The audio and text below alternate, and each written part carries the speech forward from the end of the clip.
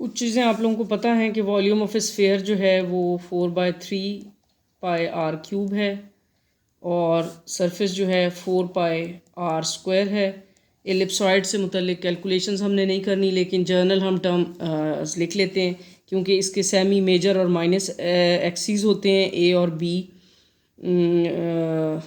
तो इसको ये इसको माइनर एक्सिस बी और मेजर एक्सिस ए। तो इसमें सरफेस टर्म जो है वॉल्यूम टर्म क्या होगी, वो है यानी R with B equal to AB²। Volume constant ही रहेगा इस केस में और इस केस में। तो हमें सरफेस टर्म को चूँकि देखनी है, so we will look into it. Surface is AB² is radius, so surface is 4π। अच्छा, पहले मैं सेमी मेजर एक्सिस और माइनर एक्सिस की वैल्यू लिख दूँ। ए वुड बी 1+ε और बी जो है वो r 1+ε रेज़ टू पावर -1/2।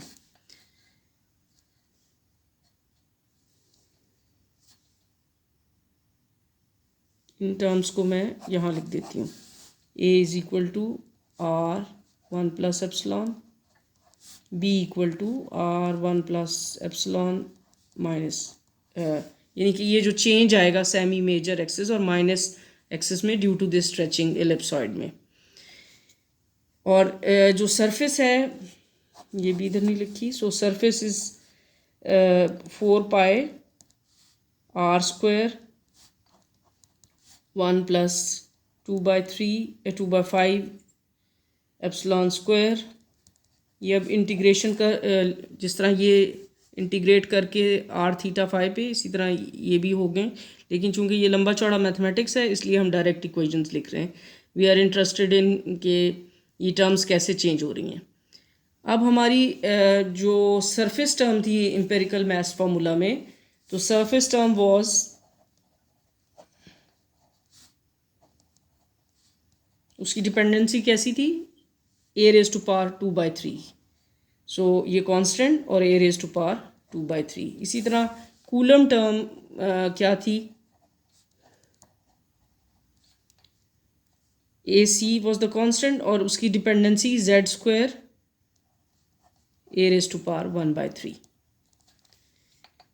तो ये इन टर्म्स में जो चेंजेस आएंगी फ्रॉम दिस टू दिस, यानी कि स्फेयर शेप से एलिप्सॉइडल शेप में जो चेंजेस आएंगी वो, तो ये एरिया हो जाएगा a⁻²/3 1+2/5ε²।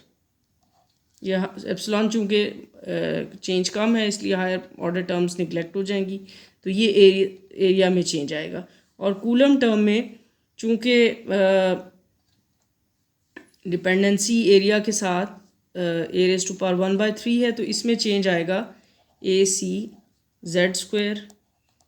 a1/3 कॉमन, जिस तरह इसमें से अगर r जब ये मल्टीप्लाई होंगे r कॉमन निकल आएगा, ये टर्म्स मल्टीप्लाई होंगी और एक्सपैंड करके finally we will get this. So this become 1 - ε²